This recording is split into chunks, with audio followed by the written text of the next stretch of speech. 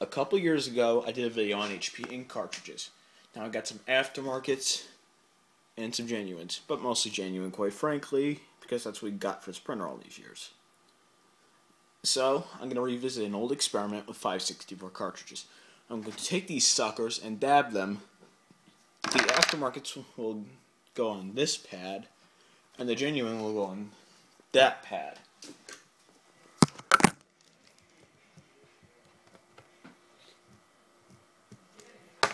There we go. The G means genuine, the A means aftermarket. Let's do this live. Did we get ink out of it? Yeah. That's victim number 1. Magenta number 2. I took notice a few years ago.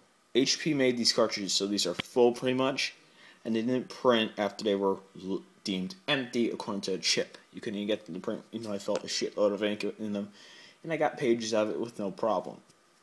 So, let's go ahead and dab this. Didn't even have to dab that hard. I got ink. So that proves the 2 magentas in the box got ink out of them. But before I go into the blacks, this is an interesting topic. When HP did this a year and maybe a year and a half ago, is they took this is the old style 564 XL black, and they shrunk it in half. You get less pages out of it, as everyone proves. You get less ink, but it's a little cheaper, but not by much, marginally. And in newer HP printers, even if it takes this cartridge, it will not work because I changed the print head design. And if you're lucky enough to have a printer that takes this size cartridge, you can't use it. It will yell at you and say, incompatible generation cartridge or something like that. It quite frankly depends on the printer. But enough about that, let's go on with this. Black number 1, or this giant last generation black according to Hewlett Packard. Ink.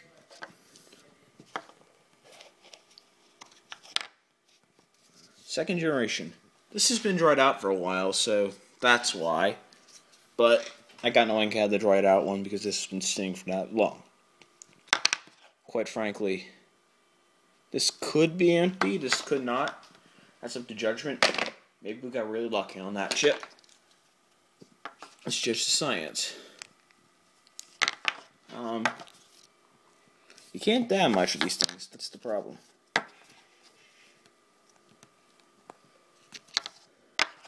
Lots of ink out of a 1 cyan 564 XL. It's hard to see because of my light, but whatever.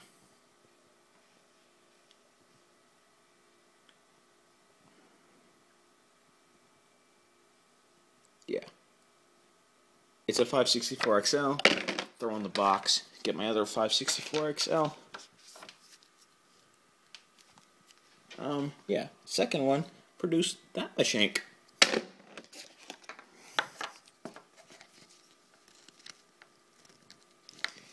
Yellow produced ink. Black. This is a new generation cartridge too. Once again, could be dried out.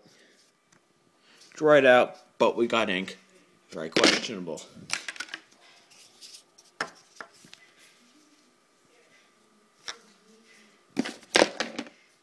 What generation was that? Yeah, whatever. That was probably a new generation, but I got very little ink out of it. Very questionable, probably dried out like the last ones. Previous generation, plenty of ink. What is this?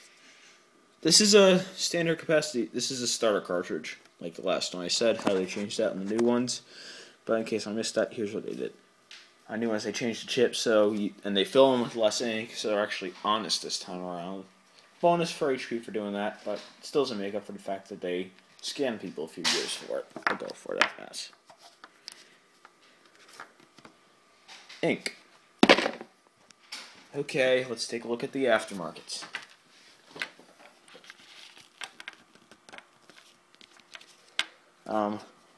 I got ink out of it, but remember, these are high capacity, and HP rakes these chips up, so that's probably why. I'm going to use scrutiny on that one. A cyan. Ah, yes. Ink. And this one's not even empty. This is a still good cartridge. But the thing on the bottom is punctured. That's the problem. That was technically useless now. Or it was when I found that. Ink. Lots of it. Yeah.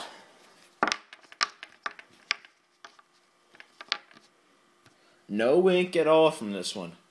I'm impressed. So there you go. Bunch of cartridges tested. I only tested about 2 blacks, a yellow, and a cyan for the HP aftermarkets. And these were all HP genuines. That one produced no ink, little to no, a good amount of ink, decent amount of ink, probably low when it was replaced. Definitely a good amount of ink, probably at the minimum reserve for Hewlett Packard, if anything. Yeah. Yellow. Good. Lots of ink there. That was probably wasted by bad chip reading, or a rigged chip. With HP, you don't know. The cyan. Good chunk of ink wasted. Little ink, probably dried out, as I said. I think that was the dried out one, so could go either way. I questioned that one nicely.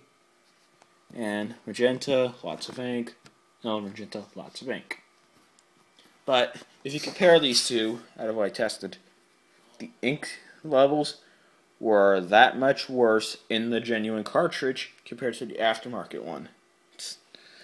So this wasn't very scientific, but it was just more of an update video, if anything, so I didn't really need to be scientific.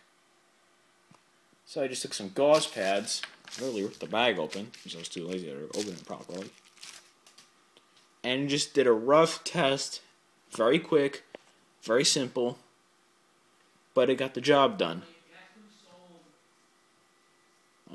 Yeah. So, HP still does it. They still waste quite a bit of ink in these cartridges when they run out. It's pretty typical of today, so I'm not really shocked at this point. Up next, I'm going to rip some of these cartridges open. I've already done it. I'm just going to get them out. And we're going to take a look at what makes a 564 and a 564 XL different. This is the only friggin' change they make, and they jack the price up tenfold because they did this.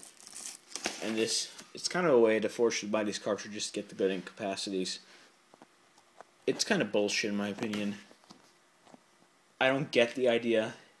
Other companies are slightly more honest about this, where they'll fill it halfway, but they'll leave the other provision empty. Which I'll discuss that point in the video. Okay, see ya. And remember, as always, I don't recommend HP printers for this reason alone. Is they waste ink. And they waste lots of it.